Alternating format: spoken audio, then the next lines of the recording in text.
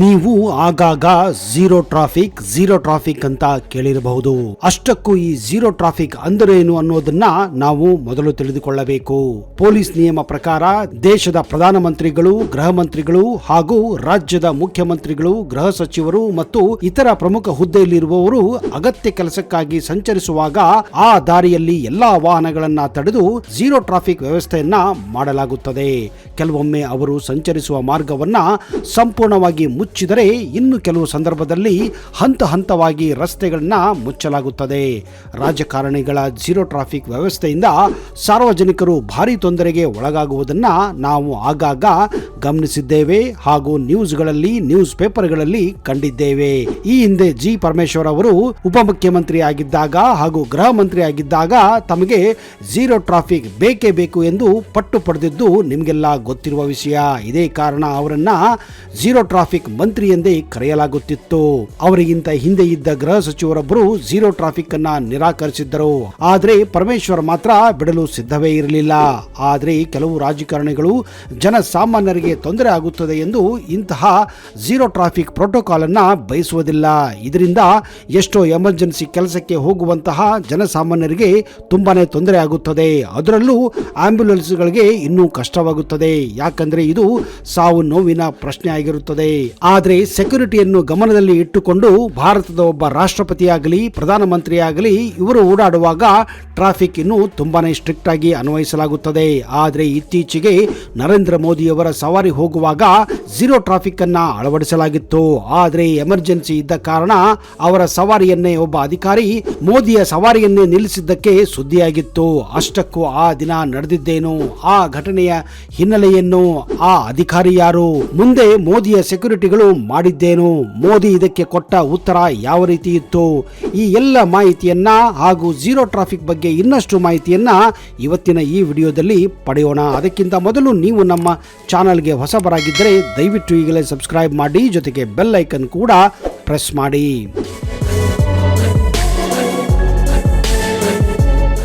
ನಮಸ್ಕಾರ ಸ್ನೇಹಿತರೆ, ನಿಮಗೆಲ್ಲ ಆತ್ಮೀಯ ಹಾಗೂ ಅದ್ದೂರಿ ಸ್ವಾಗತ. ಪ್ರಧಾನಮಂತ್ರಿ ನರೇಂದ್ರ ಮೋದಿ ಭಾರತ ಕಂಡ ಅತ್ಯಂತ ಪ್ರಾಮಾಣಿಕ ಹಾಗೂ ದಕ್ಷ ಪ್ರಧಾನಮಂತ್ರಿಗಳಲ್ಲಿ ಒಬ್ಬರು. ಇವರ ಕಂಡು ಕನಸುಗಳನ್ನು ಇಂದು ಸಾಕಾರ ಮಾಡುತ್ತಿದ್ದಾರೆ. ಇವರ ಇಟ್ಟ ಪ್ರತಿಯೊಂದು ಹೆಜ್ಜೆಗೂ ದಿಟ್ಟವಾಗಿದೆ. ಅತಿ ಶೀಘ್ರದಲ್ಲಿ ಭಾರತ ಡೆವಲಪ್ಡ್ ಕಂಟ್ರಿಗಳ ಸಾಲಿಗೆ ಸೇರಲಿದೆ. ಇದೇ ಕಾರಣ ಎಲ್ಲಿ ನೋಡಿದರೂ ಮೋದಿ ಅಲೆಯೇ ಎದ್ದು ಕಾಣುತ್ತದೆ. ಆದರೆ ಈ ಮೋದಿಯ ಸೆಕ್ಯೂರಿಟಿ ನಿಜಕ್ಕೂ ಅಷ್ಟೇ ಟೈಟ್ ಆಗಿರುತ್ತದೆ ಹಾಗೂ ಅವರು ಹಾದು ಹೋಗುವಂತಹ ಸವಾರಿ ಕೂಡ ಅಷ್ಟೇ ಭದ್ರತೆಯನ್ನ ಹೊಂದಿರುತ್ತದೆ.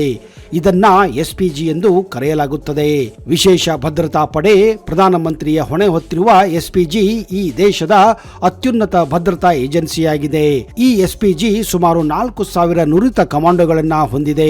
ಅತ್ಯಾಧುನಿಕ ಶಸ್ತ್ರಾಸ್ತ್ರಗಳು, ಗುಂಡು ನಿರೋಧಕ ಕಾರುಗಳು, ಜಾಮರ್ಗಳು, ಆಂಬ್ಯುಲೆನ್ಸ್ಗಳು, ಹೈಟೆಕ್ ವಾಹನಗಳು ಸಹ ಈ ವ್ಯವಸ್ಥೆಯಲ್ಲಿ ಸೇರಿರುತ್ತವೆ.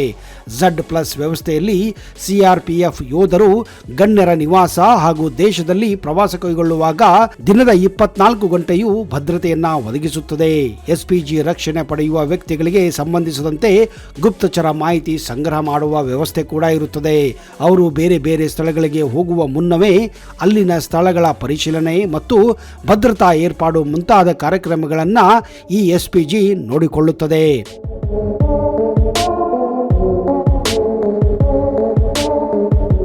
ಇಂತಹ ಪ್ರಧಾನಮಂತ್ರಿಗಳ SPG ಸವಾರಿಯನ್ನೇ ನಿಲ್ಲಿಸೋಕೆ ಯಾರಿಂದಲೂ ಸಾಧ್ಯವಿಲ್ಲ. ಕಾರಣ ಇದು ಭಾರತದ ಅತಿ ಶ್ರೇಷ್ಠ ಸೆಕ್ಯೂರಿಟಿ ಸಿಸ್ಟಮ್ಗಳಲ್ಲಿ ಒಂದಾಗಿದೆ. ಆದರೆ ಮೋದಿಯವರ ಈ SPG ಸವಾರಿಯನ್ನ ಒಬ್ಬ ಅಧಿಕಾರಿ ನಿಲ್ಲಿಸಿದ್ದರು ಅಂದ್ರೆ ನೀವು ನಂಬುತ್ತೀರಾ? ಅದು ಹೊರ ದೇಶದಲ್ಲಿ ಅಲ್ಲ, ನಮ್ಮ ದೇಶದಲ್ಲಿಯೇ ಇಂತಹ ಒಂದು ಘಟನೆ ನಡೆದು ಹೋಗಿತ್ತು.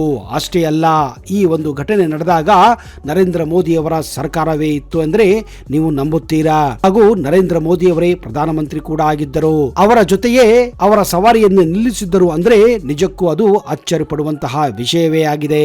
ಅವರ ಸವಾರಿಯನ್ನು ನಿಲ್ಲಿಸಿ ಅವರ ಸವಾರಿಯಲ್ಲಿದ್ದಂತಹ ಗಾಡಿಗಳ ಚೆಕಿಂಗ್ ಕೂಡ ಮಾಡಲಾಗಿತ್ತು. ಈ ಕೆಲಸವನ್ನು ಮಾಡಿದ್ದು ಬೇರೆ ಯಾರು ಅಲ್ಲ, ಒಬ್ಬ ದಿಟ್ಟ IAS ಅಧಿಕಾರಿ ಮೊಹಮ್ಮದ್ ಮೊಹಸಿನ್. ಈ ಘಟನೆ ನಡೆದಿದ್ದು 2019 ಲೋಕಸಭಾ ಚುನಾವಣೆ ಸಂದರ್ಭದಲ್ಲಿ. ಚುನಾವಣಾ ಪ್ರೋಟೋಕಾಲ್ ಅನ್ನ ಭಾರತದಾದ್ಯಂತ ಚುನಾವಣಾ ಆಯೋಗ ನಿರ್ವಹಿಸುತ್ತಿತ್ತು.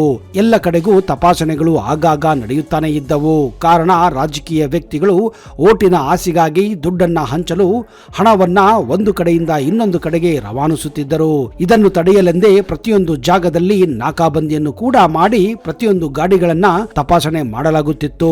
ಈ ಸಮಯದಲ್ಲಿ ನರೇಂದ್ರ ಮೋದಿ ಅವರು ಪ್ರಧಾನಮಂತ್ರಿಗಳಾಗಿದ್ದರು ಹಾಗೂ 2ನೇ ಬಾರಿ ಪ್ರಧಾನಮಂತ್ರಿಯಾಗಲು ಭಾರತಾದ್ಯಂತ ಚುನಾವಣಾ ಪ್ರಚಾರವನ್ನು ಕೂಡ ಮಾಡುವಂತಹ ಸಮಯ.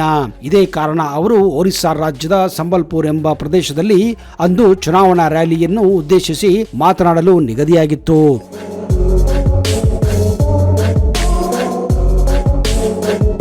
ಈ ಸಂದರ್ಭದಲ್ಲಿ ಮೊಹಮ್ಮದ್ ಮೊಹಸಿನ್ 1996 ಬ್ಯಾಚಿನ ಕರ್ನಾಟಕದ ಕೇಡರ್ IAS ಅಧಿಕಾರಿ ಜನರಲ್ ಅಬ್ಸರ್ವರ್ ಆಗಿ ಚುನಾವಣಾ ಆಯೋಗ ಅವರನ್ನ ನೇಮಕ ಮಾಡಿತ್ತು. ಮೊಹಮ್ಮದ್ ಮೊಹಸಿನ್ ಒಬ್ಬ ಸ್ಟ್ರಿಕ್ಟ್ ಆಫೀಸರ್ ಆಗಿದ್ದರು. ಎಲ್ಲಾ ಕಾಯ್ದೆ ಕಾನೂನುಗಳನ್ನ ಸರಿಯಾಗಿ ಪಾಲಿಸುತ್ತಿದ್ದರು. ಎಂತಹ ವ್ಯಕ್ತಿಯಾಗಲಿ, ಶ್ರೀಮಂತನೇ ಆಗಲಿ, ಬಡವನೇ ಆಗಲಿ, ಕಾನೂನು ನ್ಯಾಯ ಒಂದೇ ಎಂದು ಅವರು ಅನುಸರಿಸುತ್ತಿದ್ದರು. ಇಂಥ ಸಂದರ್ಭದಲ್ಲಿ ಚುನಾವಣಾ ಆಯೋಗ ಇವರನ್ನ ಒಡಿಶಾ ರಾಜ್ಯದ ಎಲೆಕ್ಷನ್ ಅಬ್ಸರ್ವರ್ ಆಗಿ ನೇಮಕ ಮಾಡಿತ್ತು.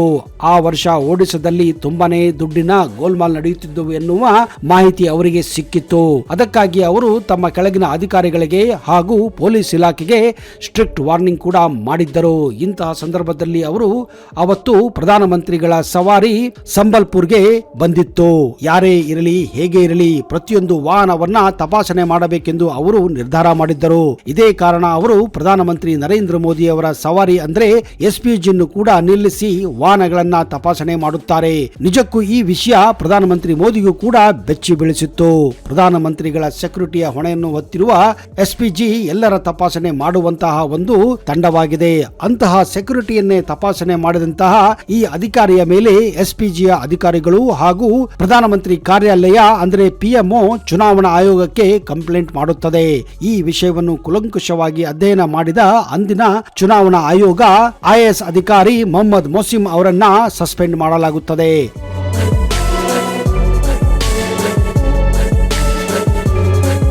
ಕರ್ನಾಟಕ ಬ್ಯಾಚಿನ IAS ಅಧಿಕಾರಿ ಮೊಹಮ್ಮದ್ ಮೊಹಸಿನ್ ಅವರ ಕೇವಲ ಒಂದು ತಪ್ಪು, ಅದು ನರೇಂದ್ರ ಮೋದಿ ಪ್ರಧಾನಮಂತ್ರಿಗಳ SPG ಸವಾರಿಯನ್ನ ನಿಲ್ಲಿಸಿದ್ದು ಹಾಗೂ ತಪಾಸಣೆ ಮಾಡಿದ್ದು. ಇದು ನಿಜಕ್ಕೂ ಕೇಳುವುದಕ್ಕೆ ವಿಚಿತ್ರ ಅನಿಸುತ್ತದೆ.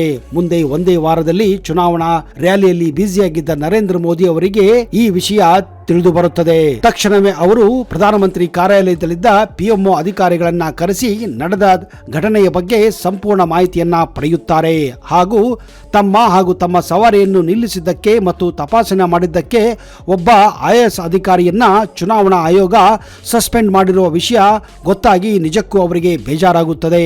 ಮುಂದೆ ಅವರು ತಮ್ಮ ಅಧಿಕಾರಿಗಳ ಮೂಲಕ ಕರ್ನಾಟಕ ಬ್ಯಾಚಿನ IAS ಅಧಿಕಾರಿ ಮೊಹಮ್ಮದ್ ಮೊಹಸಿನ್ ಅವರನ್ನ ತಮ್ಮ ಕಚೇರಿಗೆ ಕರೆಸಿ ಅವರಲ್ಲಿ ಕ್ಷಮೆಯನ್ನ ಬೇಡುತ್ತಾರೆ.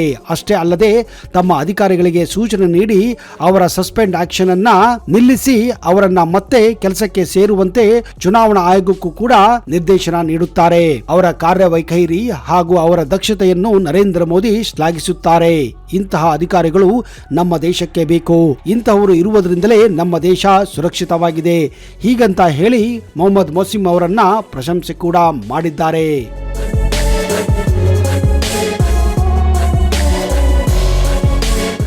ನೋಡಿದಿರಾ ಸ್ನೇಹಿತರೆ, ನಮ್ಮ ದೇಶದಲ್ಲಿ ಏನೆಲ್ಲ ಘಟನೆಗಳು ನಡೆಯುತ್ತವೆ ಅಂತ.